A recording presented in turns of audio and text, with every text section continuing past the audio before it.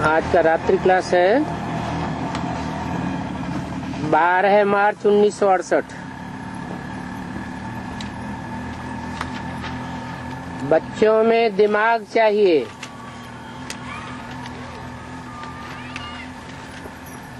क्योंकि तुम यहाँ आए हो स्वर्ग का द्वार खोलने के लिए। बाबा ने स्लोगन बताया था,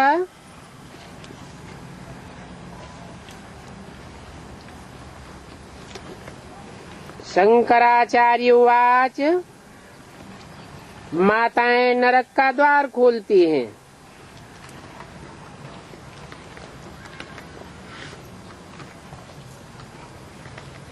ये शंकराचार्य का कहना है। और ज्ञान सागर शिव भगवान उवाच, माताएं स्वर्ग का द्वार खोलती हैं।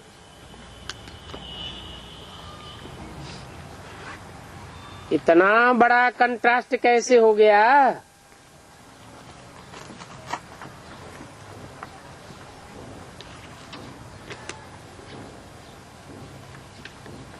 क्या अंतर पड़ता है शिव भगवान उवाच और शंकराचार्य उवाच में? सिर्फ उवाच की ही बात है या कुछ प्रैक्टिकल बात भी है?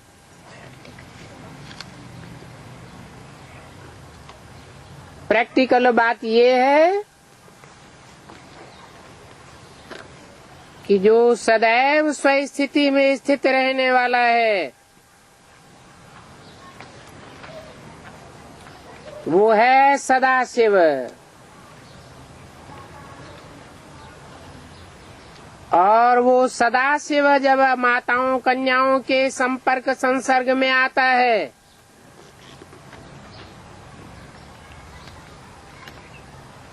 तो जो भी संबंध जोड़ेगा, जो भी संपर्क करेगा, जो भी संसर्ग में आवेगा, कल्याणकारी ही होगा। क्योंकि स्वस्थिति में स्थित है। भले वो ऊंची स्टेज को छोड़ करके इस नीची स्टेज में इस सृष्टि पर आता है तो भी बुद्ध योग से निराकारी, निर्विकारी, निरहंकारी स्टेज में रहता है।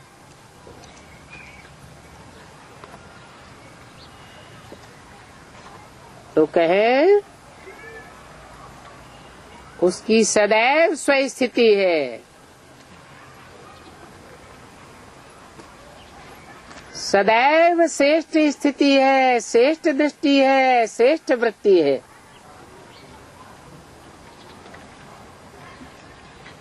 और लौकिक में भी कहते हैं, जैसी दृष्टि वैसी सृष्टि।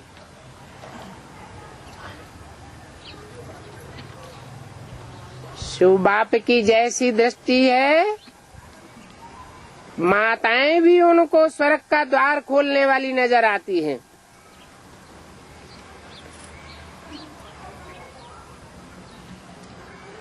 और शंकराचार्य को माताएं नरक का द्वार खोलने वाली नजर आती हैं।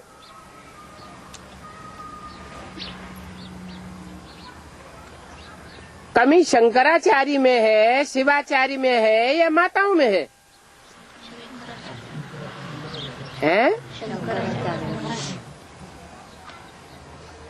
जिसमें अपने अंदर कोई कमी नहीं होती वो इस सृष्टि पर आता है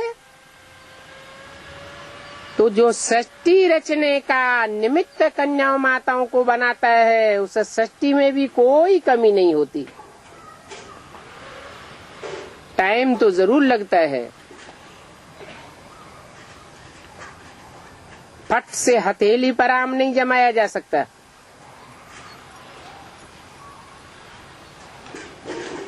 शिव बाप आते हैं, बल साकार तन में आते हैं,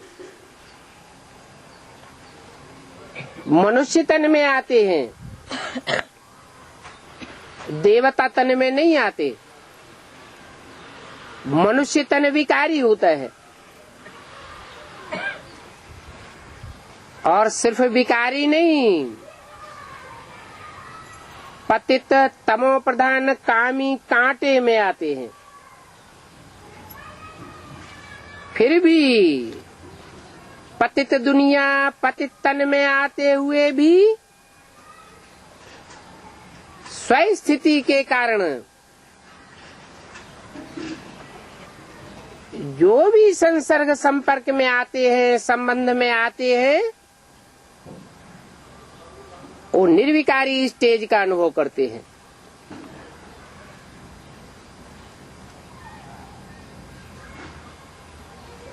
ये बात दूसरी हो सकती है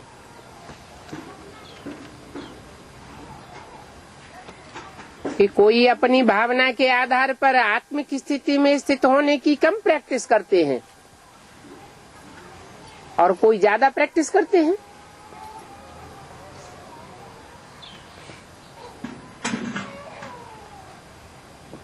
तो बोला, तुम बच्चे भी लिखते हो gateway to heaven is Mahabharata. ये महाभारत युद्ध स्वर्ग के गेट खोलेगा। महाभारत है सत्य और झूठ की लड़ाई। सच्चा कौन है और झूठा कौन है, नंबर बार। एक है सच्चा और बाकी सब नंबर बार हैं झूठे। वो एक जन्म मरण के चक्र में नहीं आता है, गर्भ से जन्म नहीं लेता है, इसलिए सदैव सच्चा है और सुच्चा है। वो एवर प्योर है। और जो भी जन्म मरण के चक्र में आने वाली आत्माएं हैं, वो पहले प्योर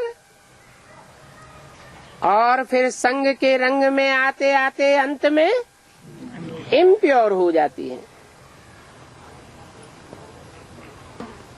सब एक जैसी इम्प्योर हो जाती हैं क्या? नहीं। एक जैसी इम्प्योर क्यों नहीं होती?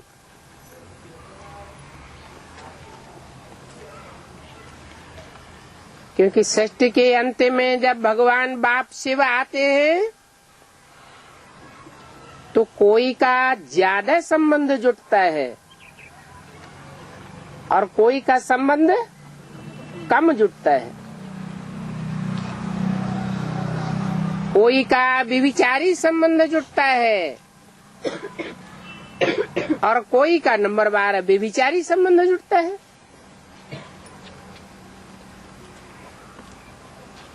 इसलिए आत्मा रूपी बैटरीज में नंबरवार शक्ति भरती है। बाप ने तो बताया, अपन को आत्मा समझ माम एकम याद करो, परंतु बैटरी सब एक जैसी है क्या? नंबरवार आत्मा रूपी बैटरीज हैं। एक जैसी पावर नहीं भर सकती। फिर भी बाप कहते हैं कि समझाने के लिए दिमाग अच्छा चाहिए।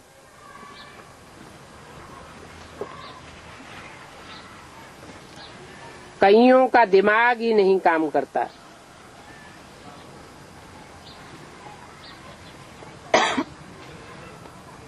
सोचना चाहिए श्रीमत पर हम क्या कर रहे हैं और श्रीमत देने वाला कौन है।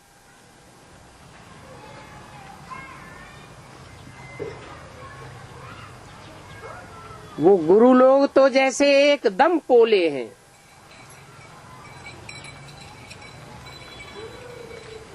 और तुम्हारा तो गायन है शिव शक्ति सेना।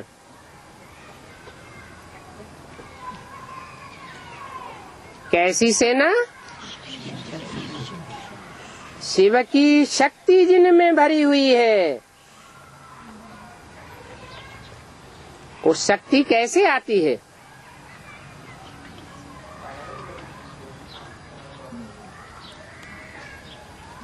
शिव का भाव अच्छा है माताओं के प्रति।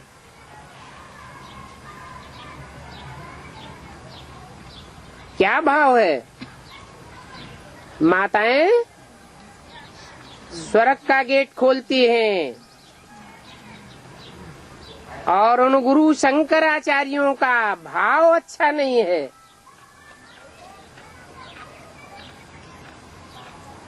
कहते भी हैं भाव प्रधान विश्व रचि राखा। ये भी कहते हैं कि ब्रह्मा के संकल्पों से सृष्टि रची गई। तो जरूर ब्रह्मा ने श्रेष्ठ संकल्प रचे होंगे, तो श्रेष्ठ सृष्टि रची जाती है।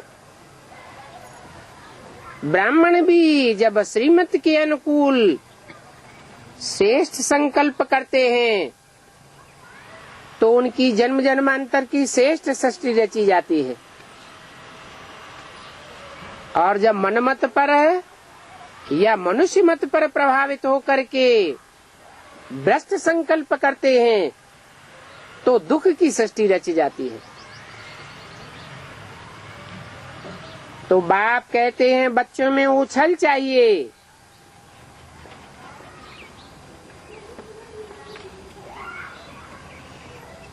एक बच्चा कहता है आगरा में अच्छा सेंटर मिलता है।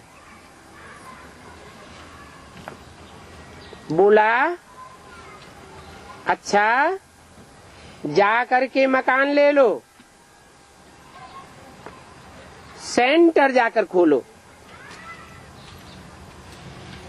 बाप तो कहते हैं सभी को स्वर्ग का रास्ता बताओ।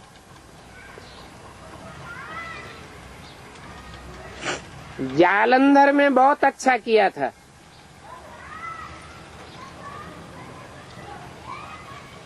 ये तो कहते हैं हम ओपनिंग ही बहुत भव्य से करेंगे। बाप भी कहते हैं विश्व में शांति तो तुम ही स्थापन करते हो। बोलो हमको बाप द्वारा ये प्राइज मिलती है।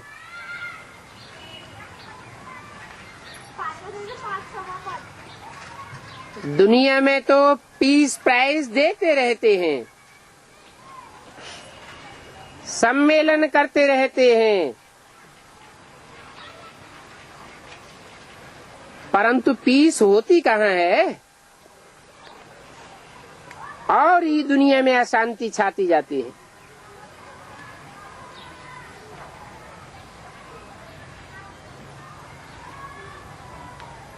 बच्चों को जो शांति की प्राइज मिलती है उसको कहा जाता है रूहानी नशा। तो बच्चों को बड़ा उमंग चाहिए, रुहाब चाहिए, तो समझें इन शक्तियों की तो कमाल है।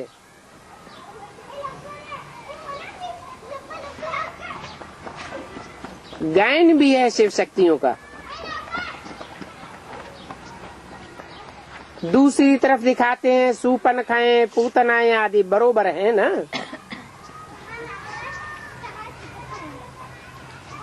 तो माइयों में शिव शक्तियां भी हैं और सूपन खाएं पूतनाएं भी हैं, परंतु सूपना कहाँ पूतना बहुत थोड़ी हैं। तुम लिखते भी हो वो सूपन खाएं पूतनाएं नरक का द्वार खोलती हैं और हम शिव की शक्तियां स्वर्ग का द्वार खोलती हैं।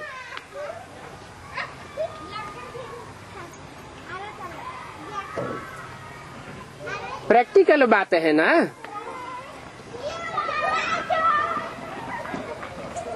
ये आँखों के झरोखे ये मुख की आवाज, ये कर्मेंद्रियों के कर्म, ये दरवाजे हैं ना।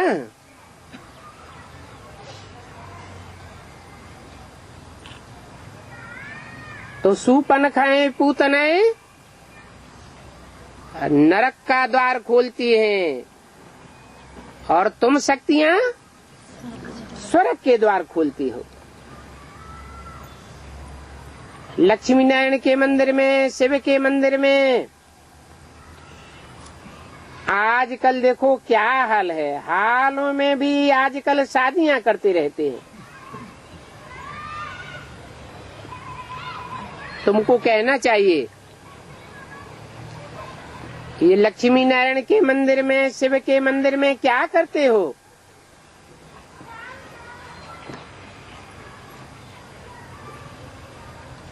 जो पावन देवताएं थे उनके मंदिर में शादी करते हो।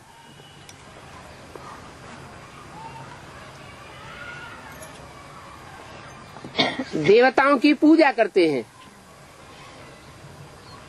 मूर्तियां बनाते हैं, मंदिर बनाते हैं। मूर्तियां तो नेताओं की भी बनाते हैं, मंदिर क्यों नहीं बनाते?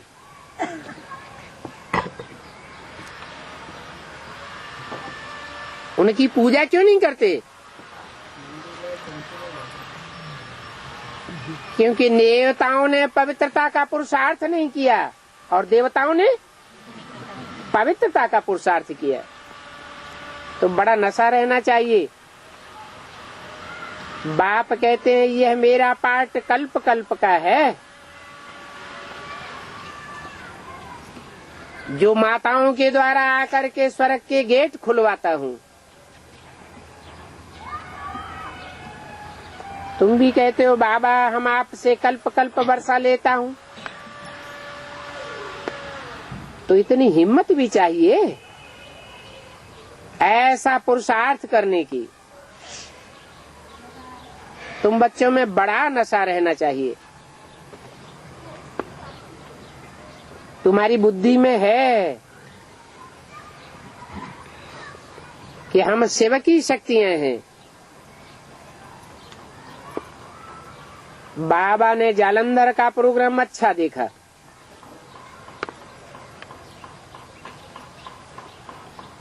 परंतु ऐसा अच्छा प्रोग्राम होना चाहिए पहले दिल्ली में।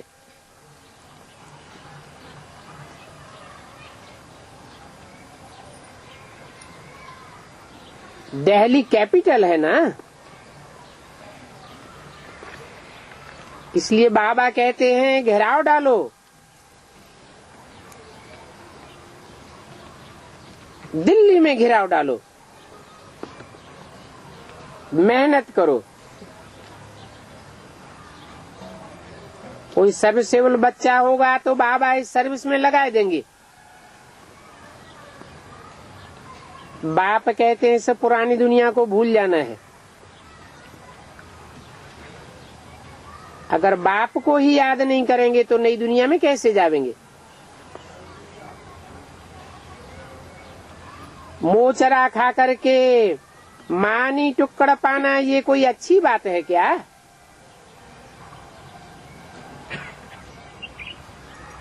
पहले दास दासी बनते रहे और आखिरी जन्म में जाकर के थोड़ा ऊंच पद पा लिया। बाप तो कहते हैं पास विदानर होना चाहिए।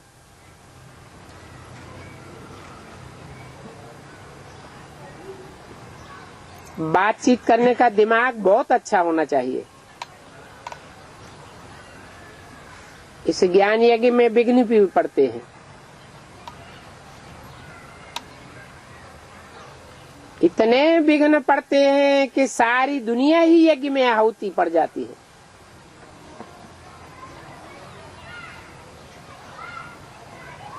वो भक्ति मार्ग में यज्ञ रचते हैं। एक तरफ भक्ति, दूसरी तरफ शास्त्र रखते हैं। तुम बच्चे जानते हो, अभी ये सारी भक्ति मुर्दाबाद होने वाली है,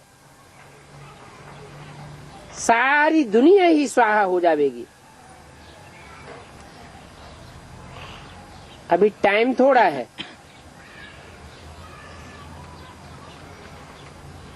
और थोड़े टाइम के बारे में तुम सिद्ध भी कर सकते हो।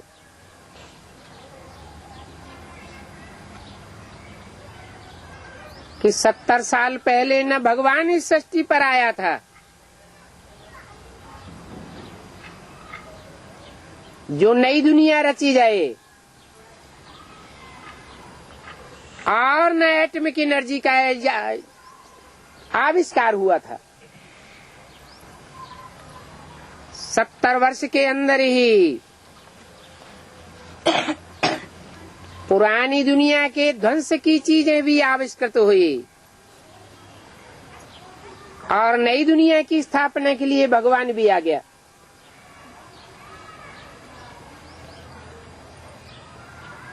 जो चीज बनाई जाती है वो उपयोग में जरूर आती है। इतनी बड़ी भारी तादाद में एटमिक एनर्जी बनी हुई है, ये कोई घरों की सजावट के लिए नहीं बनी है। ये तो आज नहीं तो कल उपयोग में जरूर आवेगी, परंतु वो विनाश का काम तब तक रुका हुआ है जब तक भगवान की स्थापना का कार्य पूरा नहीं हो जाता है।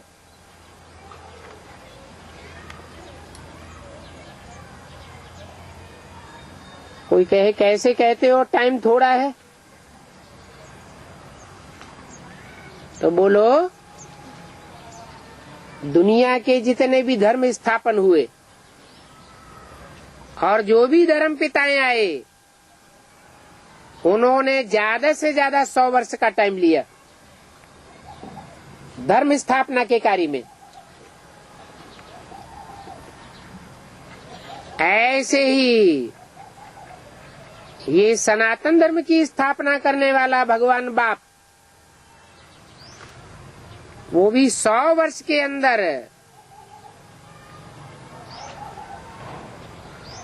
नए धर्म की स्थापना और पुराने धर्मों का विनाश का कार्य संपन्न करके जाता है। कोई मकान बनाते हैं तो पहले धीरे धीरे काम होता है, साज सामान इकट्ठा करने में टाइम लग जाता है। फाउंडेशन और पहली बिल्डिंग, पहली मंजिल तैयार करने में टाइम लगता है, बाद में काम तेजी से होता है। तो ऐसे ये 100 वर्ष का जो संगम है, उसमें पहले धीमी गति से काम चलता है और अंत में तेजी से कार्य चलता है। अभी 70 साल तो पूरे हुए, तो बोला टाइम थोड़ा है, तुम सिद्ध कर सकते हो। ये शंकराचार्य वाली चौपड़ियां, बाबा ने कहा था इनको हाथ करो, छपा भी सकते हो। तुम सच सच बतलाते हो।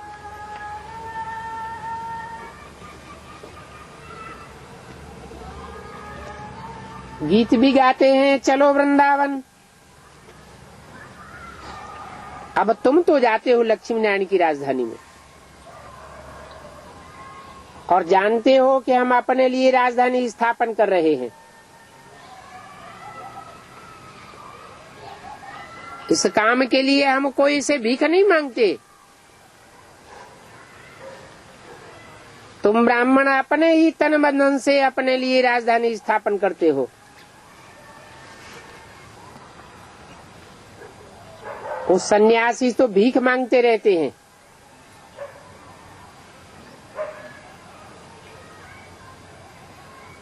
ब्राह्मणों की दुनिया के ही सन्यासी भीख मांगते रहते हैं।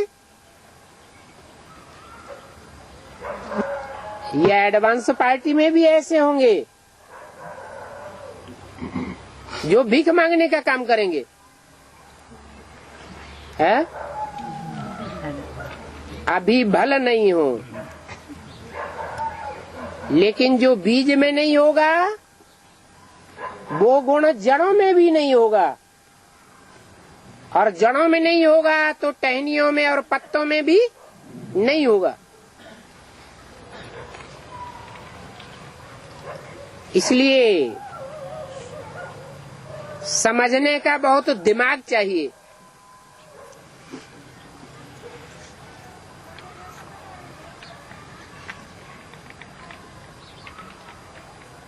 बाहर की दुनिया में देहधारी धर्मगुरु हुए हैं तो जरूर इस षष्ठी रूपी वृक्ष की जड़ों में बैठे हुए जो ब्राह्मण हैं उनमें भी देहधारी धर्मगुरु हैं, और जो उनके बीज हैं वो बीज भी देहाभिमान से भरे पूरे होते हैं। सभी बीज एक जैसे नहीं होते। सूर्यवंशियों की कैटेगरी अलग, चंद्रवंशियों की कैटेगरी अलग, इस्लामी बौद्धी आदि की कैटेगरी अलग।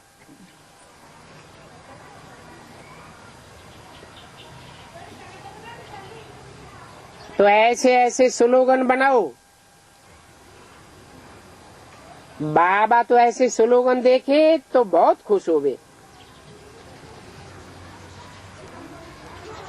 पढ़ने से ही बात क्लियर हो जाए, कोई कुछ नहीं कर सकेगा। बोलते बोलते आप ही थक जाएंगे। ये आर्य समाजी आदि तुम्हारे ऊपर एडवर्टाइज करते हैं, कितनी ग्लानिंग करते हैं। कल्प कल्प ये होता है और तुम अपना राज्य भाग लेते हो। ऐसे नहीं कि बेसिक ब्राह्मणों की दुनिया शुरू हुई तो बाहर की दुनिया के आर्य समाजियों ने ही विरोध किया।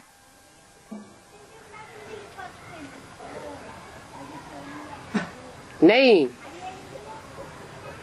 एडवांस ब्राह्मणों की दुनिया शुरू होती है तो बेसिक ब्राह्मणों के आर्य समाजी वर्ग बहुत विरोध करते हैं।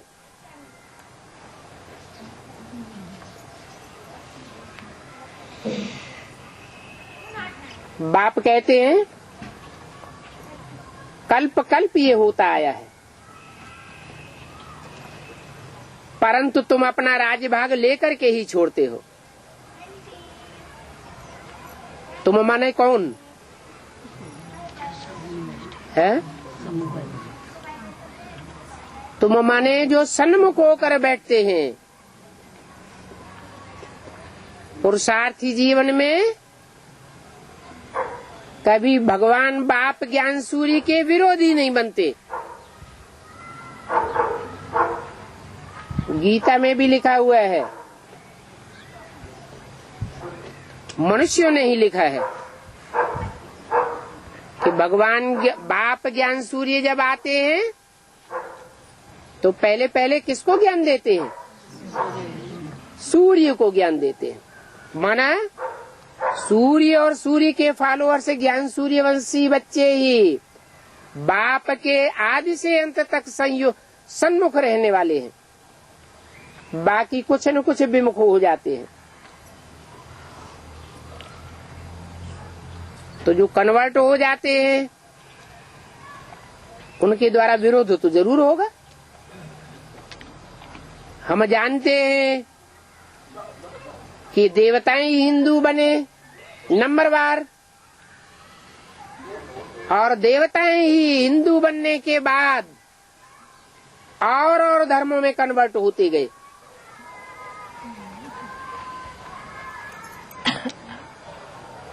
तो जो कच्चे कमजोर देवताएं, जो कच्चे ब्राह्मण बने थे, वो हिंदू बनने के बाद और धर्मों में कन्वर्ट होते गए। और जो पक्के ब्राह्मण थे वो देवता भी पक्के बनते हैं 84 जन्म लेने वाले।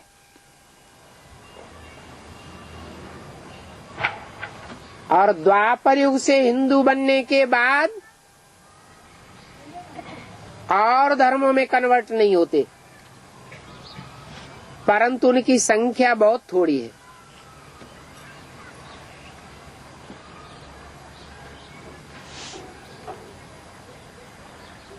मुट्ठी भर ब्राह्मण हैं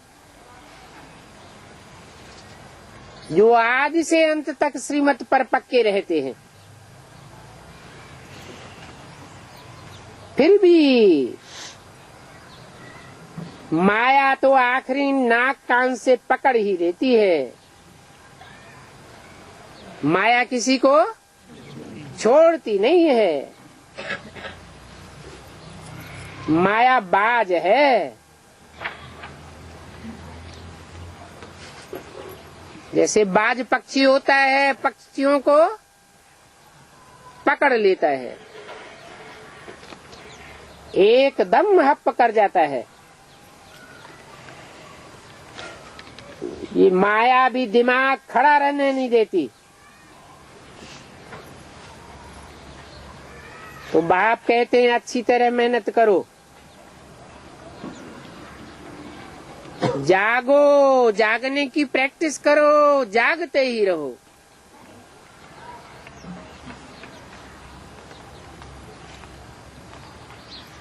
मुरलियां कितनी अच्छी अच्छी चलाते रहते हैं। आगे चल के ये शंकराचार्य आज भी तुम्हारे चरणों में आवेंगे।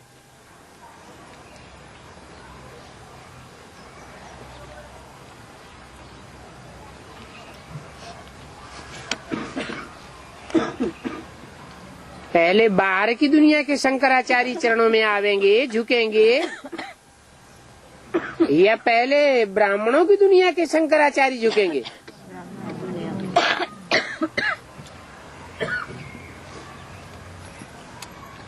समझो, अगर राजा शरण में आ गया तो सारी प्रजा शरणागत हो ही जाएगी। तो तुम बच्चों को डरने की कोई बात नहीं है।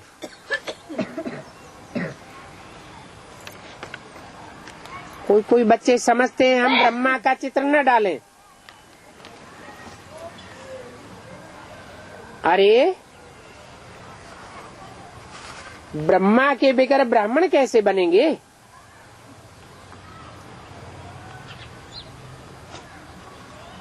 त्रिमूर्ति आदि के चित्रों में अगर ब्रह्मा का चित्र ही नहीं डालेंगे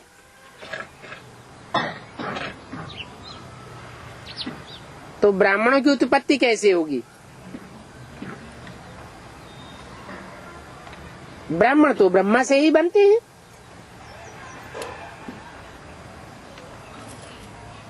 अगर त्रिमूर्ति से, झाड़ के चित्र से, या लक्ष्मी नारायण के चित्र से, सीढ़ी के चित्र से ब्रह्मा का चित्र निकाल लिया तो डरपोक ठहरे।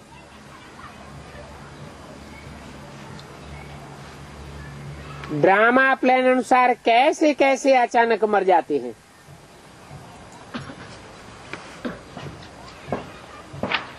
मर जाते हैं तो फिर मिट्टी आदि उठाते रहते।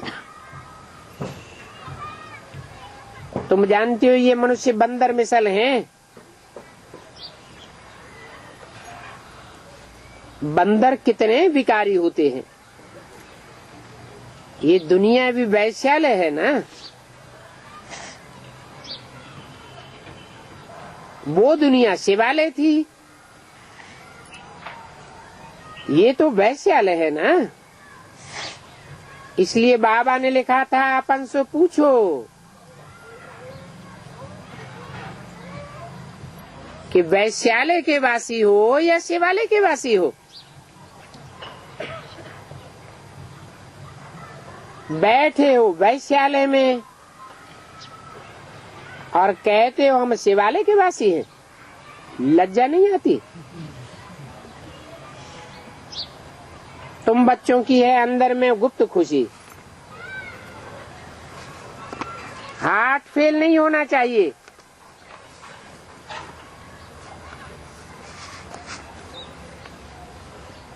बोलना चाहिए कि हम शिव का आलय मानते हैं, शिव का आलय बनाते हैं और शिवालय में पढ़ने जाते हैं। भक्ति मार्ग में शिवालय के गायन है और पूजन होता है, परंतु दुनिया में शिवालय बनता नहीं है,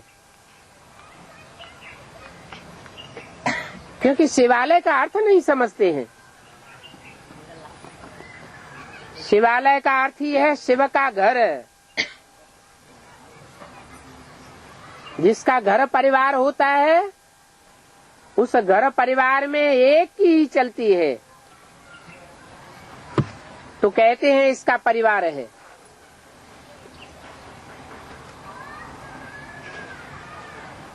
अभी दुनिया तो वैश्यालय बन गई है,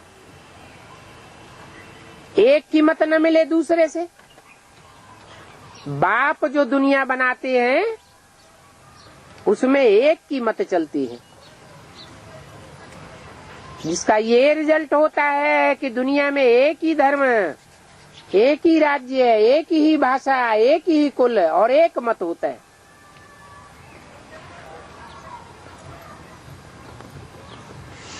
तुम तो जानते हो कि हम जिस मंदिर में पढ़ने जाते हैं वो शिव का घर बन रहा है। ये घर का घर भी है और यूनिवर्सिटी की यूनिवर्सिटी भी है। माँ बाप बैठे हुए हैं पढ़ाई पढ़ाने वाले, प्रवृत्ति मार्ग है ना। उन शंकराचार्यों का तो है ही निवृत्ति मार्ग। ऐसे ही मठ पंथ बनाते रहते हैं, पढ़ाने वाले भी निवृत्ति मार्ग वाले। वो साधु सन्यासी निवृत्ति मार्ग के होते हैं या प्रवृत्ति मार्ग के? जो निवृत्ति मार्ग के खुद ही हैं वो निवृत्ति मार्ग में ले जावेंगे या प्रवृत्ति मार्ग में ले जावेंगे? भगवान बाप आते हैं तो प्रवृत्ति में रह करके पढ़ाई पढ़ाते हैं, उनकी बेहद की प्रवृत्ति है। तुम बच्चे भी हो प्रवृत्ति मार्ग के पक्के, तो तुम्हारा हार्ट फेल नहीं होना चाहिए। क्या कहा? उन सन्यासियों का तो बैठे बैठे हार्ट फेल होता रहता है। अच्छा, मैंने ब्रह्मा बाबा सन्यासी हो गए क्या है? और उनके पीछे पीछे जो और ब्राह्मण अचानक शरीर छोड़ रहे हैं, उनको सन्यासियों की लिस्ट में रखा जावे क्या? सन्यास आश्रम बने हुए हैं या प्रवृत्ति मार्ग के आश्रम बने हुए हैं? जो भी कंट्रोलर बैठे हैं वो सन्यासी हैं या प्रवृत्ति मार्ग वाले हैं? सन्यासी हैं।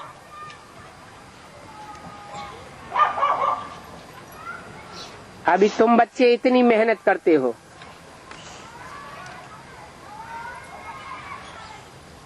परंतु निकलते क्या है? ये सब संदेश लेने वाले हैं। किस समय की बात? सन 68 की वाणी है। बेसिक नॉलेज से जो भी संदेश लेने वाले निकलते हैं वो क्या बनते हैं?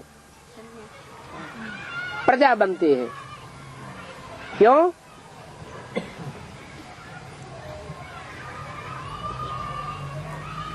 बेसिक नॉलेज का संदेश लेने वाले प्रजा वर्ग के क्यों हुए? क्योंकि उनको पता ही नहीं है कि राजयोग सिखलाने वाला जो गृहस्थी में आता है, बेहद का गृहस्थी बनता है, वो बेहद का गृहस्थी बाप कौन है? जो राजयोग सिखलाता है।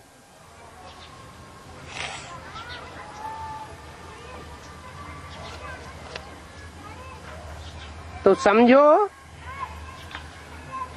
ये सब ढेर प्रजा बन रही है।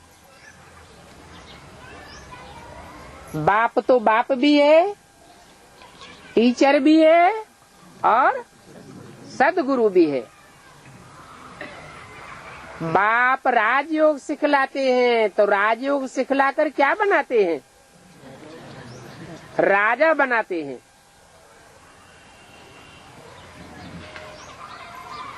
और राजा भी नई दुनिया का बनाते हैं या पुरानी दुनिया का बनाते हैं? 21 जन्म की राजाई देते हैं या 63 जन्म वाली राजाई देते हैं? 21 जन्म की ऐसी राजाई देते हैं जहाँ कोई दुख नहीं होता।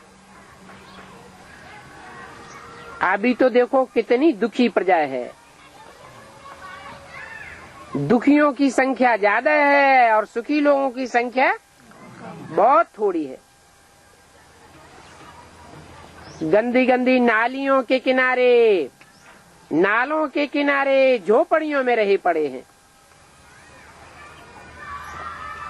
नंबरवार तो है ना, हर बात में नंबरवार तो होते ही हैं।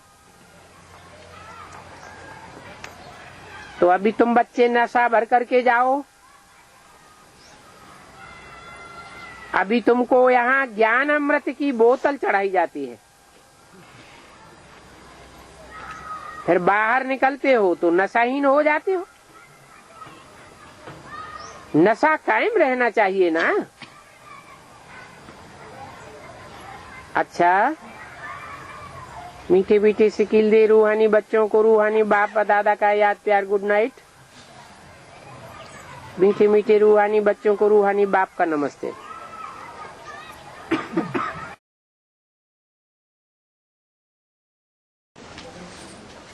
कृष्ण की आत्मा सीढ़ी में 84 जन्म उतरते उतरते आखिरी जन्म में खड़ी हुई है पुरुषार्थ में, और राम की आत्मा पड़ी हुई है। जैसे क्रिश्चियंस के लिए बोला, न ज्यादा ऊंच चढ़ते हैं न ज्यादा नीच गिरते हैं, ऐसे ही राम और राम के फॉलोअर्स जो आत्माएं हैं उनके लिए बोला तुम्हारा, और कृष्ण जैसी आत्माओं के लिए बोला इनका।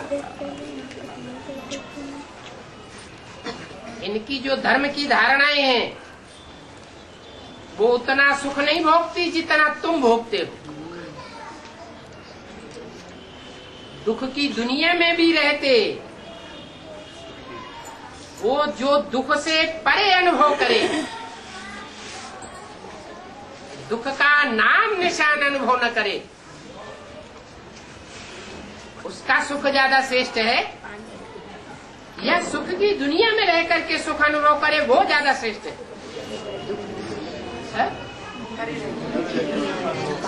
दुख की दुनिया में रहते हुए भी जो दुख का अनुभव न करे, ऐसा अपनी आत्मा को कंट्रोल कर ले।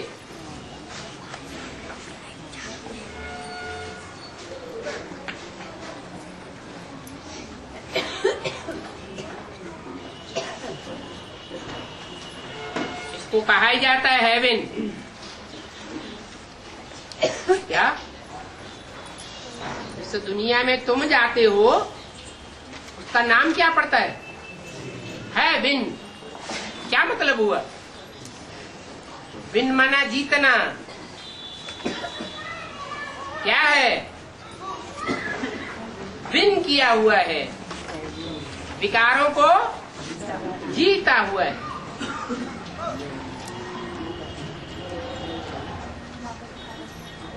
पैराडाइज नाम है ना। समझाते तो बहुत है,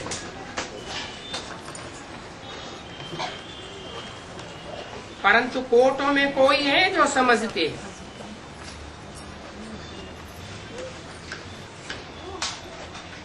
जो रावण राज्य वाले हैं जन्म जन्मांतर के, वो थोड़े ही समझेंगे। राम राज्य वाले ही जो जन्म जन्मांतर के हैं समझेंगे। और रावण राज्य वालों को कितना भी माथा मारो, कब नहीं समझेंगे। वो फिर रावण राज्य में आते हैं। फिर माना बार बार रावण राज्य में ही आते हैं। द्वापर के बाद तो वृद्धि बहुत होती है। कोई तो बिल्कुल ही नहीं समझेंगे, कोई फिर थोड़ा समझेंगे।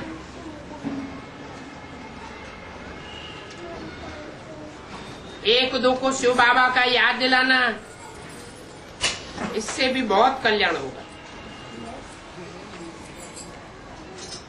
इस याद से ही पावन बनेंगे। मूल बात ये है,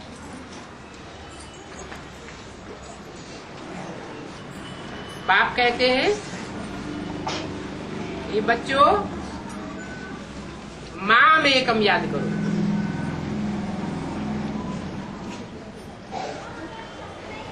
तो रिजल्ट आवेगा, तुम पावन बन जावेंगे।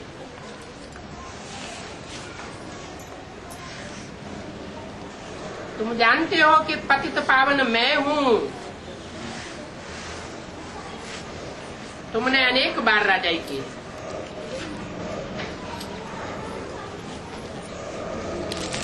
और धर्म वालों ने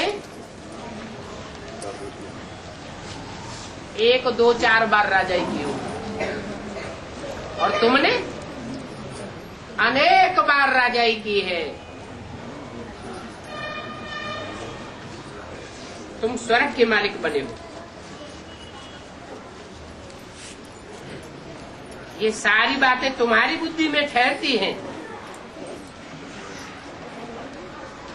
और है भी बहुत सहज।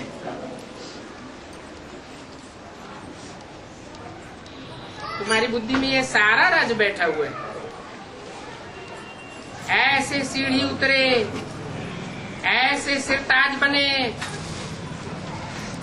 अभी तो कोई का भी राजी नहीं। हर एक देश में पंचायती राज्य हो गया है। अभी फिर बाबा आए हैं, ये बातें समझेंगे भी वही जिन्होंने कल पहले समझा होगा। नहीं समझा होगा तो आपस में ही मिलकर के पंचायत बनाते रहेंगे। पंचायती राज्य चलाते रहेंगे। बाप कहते हैं मंजिल बहुत बड़ी है, ये मनुष्य से देवता बनना बड़ा इम्तिहान है।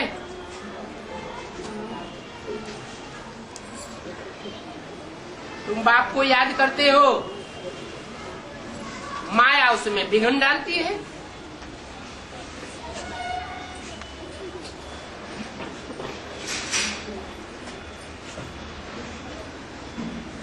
जैसे रेडियो में आवाज होता है ना,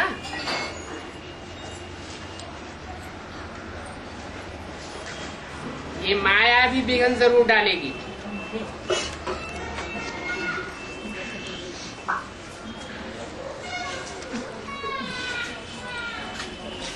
तो ये बात समझो ये जैसे कि पाई पैसे की कहानी है, परंतु बाप तो सत्य ही सुनावेंगे।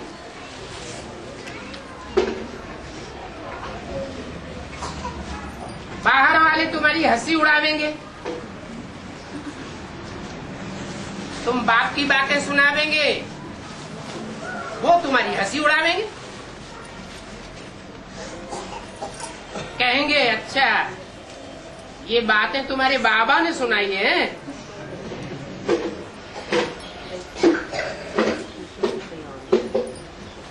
वो तो कहेंगे इसी दुनिया में स्वर्ग है, इसी दुनिया में नरक है।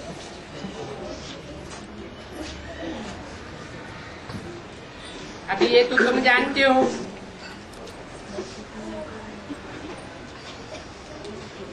हर एक जैसे नैया है, विषय सागर कहो, विषय वैतरणी नदी कहो, ये संसार सागर है, विषय वैतरणी नदी है, इसमें नैया ढूलती है। परंतु अगर हाथ माझी का पकड़ा होगा तो वो कब डूबेगा नहीं। अगर हाथ छोड़ दिया तो डूब जाएगा। यहाँ हाथ कौन सा है? पाप का बुद्धि रूपी हाथ है। पाप की मत, कहते हैं ना तुम्हारी मत मारी गई है। मत माने बुद्धि।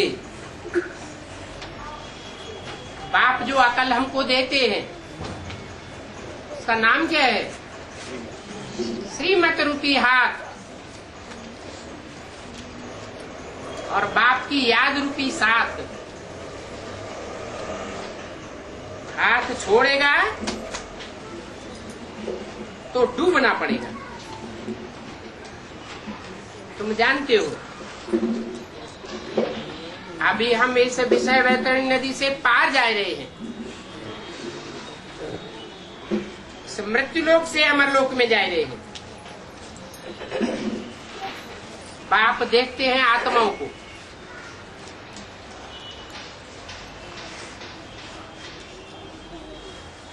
आत्माओं को देखते हैं तो बड़ी खुशी होती है। और देह अभिमानी को देखते हैं तो खुशी नहीं होती। आत्माओं को देखते हैं तो बड़ी खुशी होती है। बस इनको देखते ही रहे, क्योंकि ये आत्मिक स्थिति एक चकमक है, चुंबक। ये बेहद का संन्यास तुमको बेहद का बाप सिखाते हैं। उस सन्यासी गुरु तो नारी को विधवा बनाई देते हैं।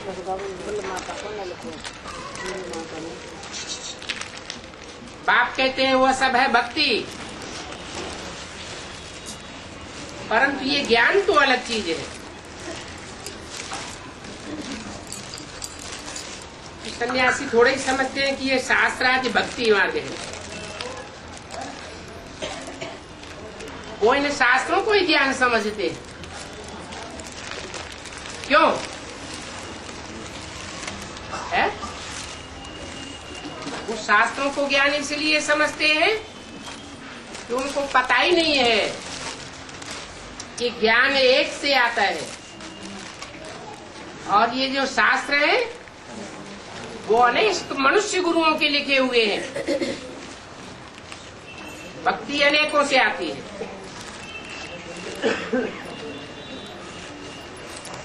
बाप कहते हैं भक्ति में तुम कितने बेसमझ बन पड़े। जो मुझे आना पड़ता है तुम्हारे लिए, तुमको समझाने के लिए आना पड़ता है। तुम ही समझते हो। यह तो समझते ही नहीं। और वो तो समझेंगे ही नहीं। ये तुम्हारी कमाल है। तो तुमको खुशी होना चाहिए ना कि हमको बाप कितना समझदार बनाते हैं। ये स्कूल है, पाठशाला है। इस स्कूल अथवा पाठशाला की ये अहम ऑब्जेक्ट खड़ी है। तुमको ये नर से नारायण बनाता हूं।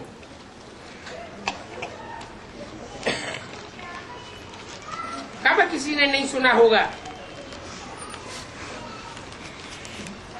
कि ऐसा विश्व का मालिक कोई पाठशाला में बनाया जाता है।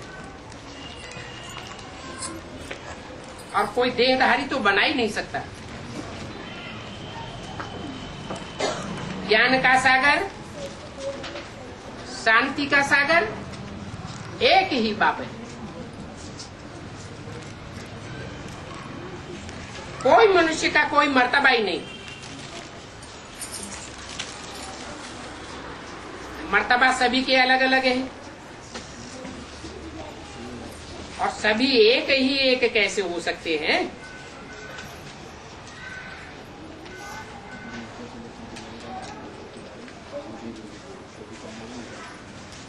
कहते हैं कि परमात्मा सर्वव्यापी है। माना सब परमात्मा है क्या? जो चर्याई है,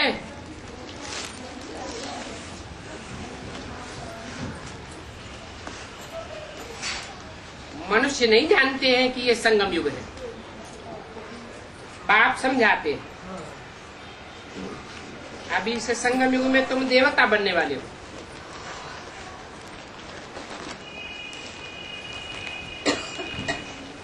और ये है भाग्यशाली रथ।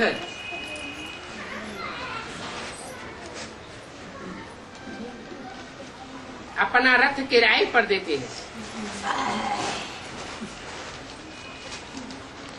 तो जरूर भागीरथ को बहुत मिलता होगा।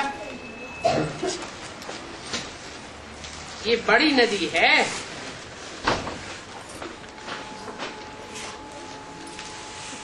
तो देखो सच्ची सच्ची मम्मा तो ये है ना,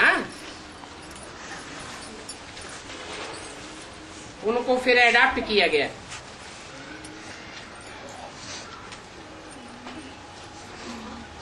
नदियों में बड़ी नदी ब्रह्मपुत्रा होती है।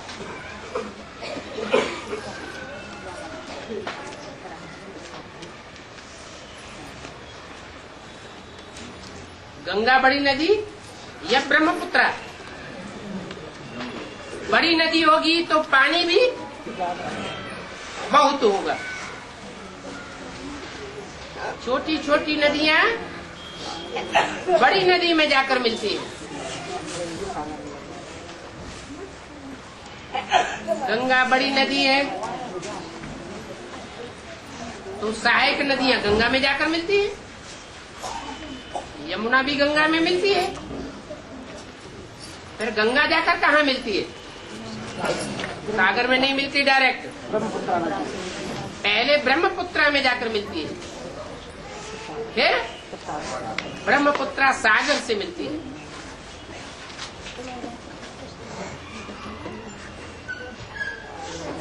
तो दोनों नदियों का सागर में मेल हो जाता है। तुम ज्ञान सागर के पास चले जाते हो, देवता बन जाते हो। वहां तो कहते ही नहीं है कि गंगा पतित पावनी है। कहाँ कहते हैं? इस दुनिया में कहते हैं गंगा पतित पावनी है। तो मनुष्य समझते बड़ा मुश्किल है। समझाते समझाते माथा मारते मारते तुम अभी देखो मझधार के बीच में आ गए हो। अपन को लायक समझते हो तभी सर्विस पर निकले हो। रोमांच खड़े हो जाने चाहिए। हमको बेहद का बाप विश्व का मालिक बनाते हैं। कहते हैं कि अलफ और बे को याद करो।